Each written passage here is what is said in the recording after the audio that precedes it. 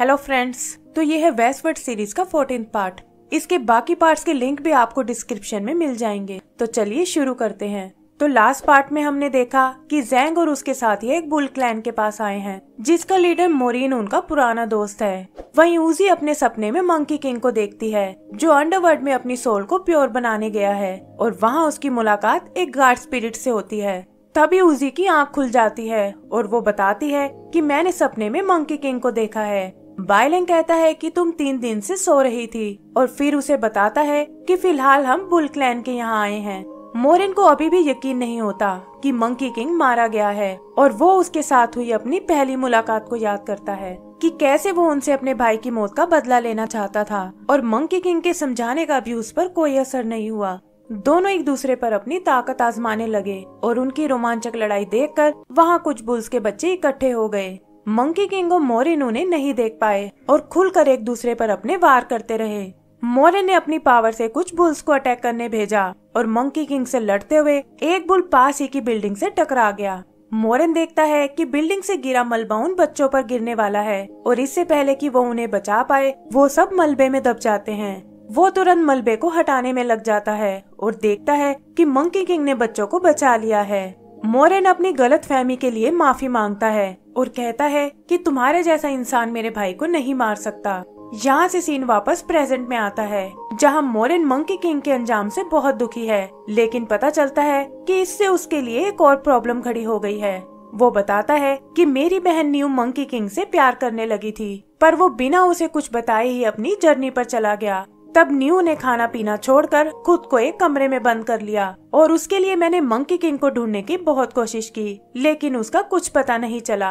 उजी पूछती है कि अब सिस्टर न्यू कहाँ है, और मोरिन बताता है कि वो बेचारी तो अभी भी मंकी किंग का इंतजार कर रही है। फिर वो उसे बुलाने जाता है और जैंग से कहता है कि अब तुम्हें ही उसे समझाना होगा।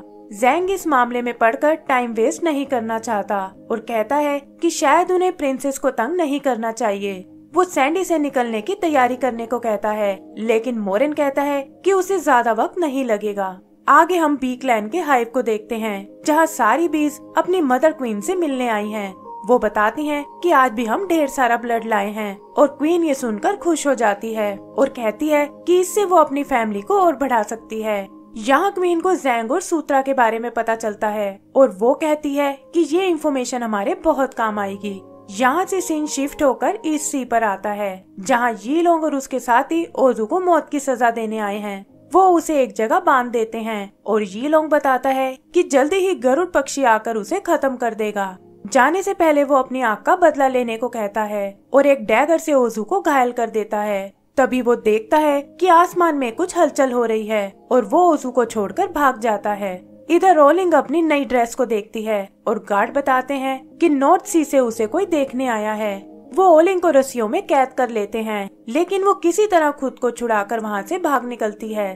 तभी सामने उसके डैड ली आ जाते हैं और कहते हैं कि अब मैं तुम्हें अपनी इज्जत और खराब नहीं करने दूंगा।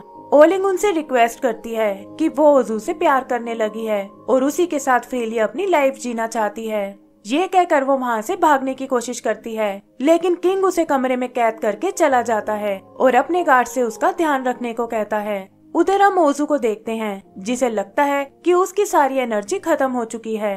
तभी उसे अपने बचपन का एक फ्लैशबैक आता है, और हम देखते हैं कि शाओ उसे लड़ने की ट्रेनिंग दे रहा है। यही शाओ ने पहली बार उसे गरुड़ पक्षी के बारे में बताया था कि कैसे वो ड्रैगन्स के सबसे बड़े दुश्मन हैं, और उन्हें ड्रैगन्स को खाना बहुत पसंद है। गरुड़ के साइज के साथ साथ उनकी सेंसेस भी ड्रैगन से कहीं ज्यादा तेज हैं, और अपने पंखों की वजह से लाइटनिंग पावर तक उनका कुछ नहीं बिगाड़ पाती।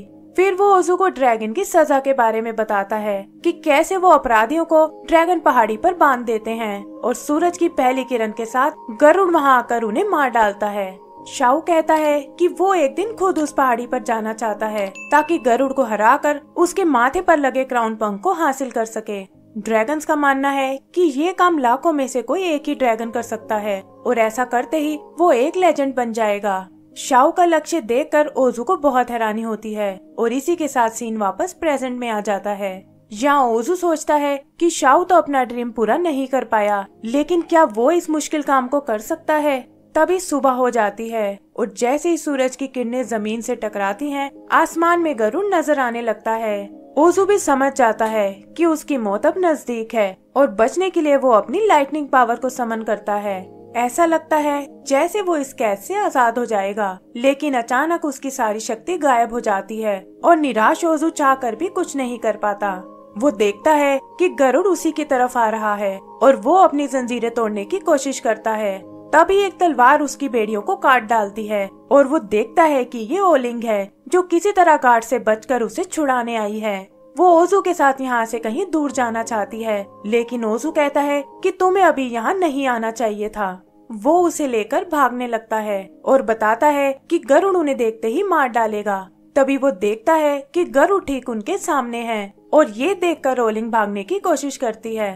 ओजू उसे रोक लेता है और कहता है कि हम इससे तेज नहीं भाग सकते। ओलिंग उसे ड्रैगन में बदलने को कहती है, लेकिन ओजू कहता है कि इससे गरुड़ का गुस्सा और बढ़ जाएगा। वो समझ जाता है कि अब उसे गरुड़ का सामना करना होगा और ओलिंग से कहता है कि जैसे ही मैं उसका ध्यान भटकाऊं तुम यहाँ से भाग जाना। यहाँ उसे एक बार फिर अपना बचपन याद आता है, जहाँ वो और शाओ ऐसे ही गरुड़ को देख रहे थे। ओजू उसे देखकर बहुत डर गया था और तब शाओ कहता है कि तुम्हारे अंदर लेजेंडरी ड्रैगन बनने के सारे गुण हैं और मुझे विश्वास है कि एक दिन तुम गरुड़ को जरूर हराओगे। उस दिन के बाद से ओजू हमेशा इसी बारे में सोचता था और तभी एक ड्रैगन लड़का उससे मिलने आता है। वो उसे एक ब्लैक पंख दिखाता है और कहता है कि ये गरुड़ का क्राउन पंख है। ओजू उसे एक बार फिर छूना चाहता है, लेकिन वो लड़का कहता है कि इसके लिए तुम्हें अपना पंख लाना होगा। वो बताता है कि ये कोई मुश्किल काम नहीं है और तुम्हें सुबह होते ही बस ड्रैगन पहाड़ी पर जाना होगा, क्योंकि गरुड़ अक्सर वहाँ अपनी नींद पूरी करता है और इसका फायदा उठाकर तुम आसानी से पंख हासिल कर सकते हो। ओजू भी उसकी बातों में आ जाता है और कहता है कि वो भी ये जरूर ट्राई करेगा। इधर बाहर पता चलता है कि ये सब यीलोंग और उसके दोस्तों का प्रैंक था और उन्होंने मुर्गी का पंख दिखाकर उसे बेवकूफ बना दिया। उनके एक साथी को लगता है कि इसमें ओजू की जान जा सकती है, लेकिन यीलोंग कहता है कि उस जैसे बेवकूफ का तो मरना ही सही है। तभी अचानक ओलिंग वहाँ आ जाती है और उनकी बातें सुनकर समझ जाती है कि ओजू की जान खतरे में है।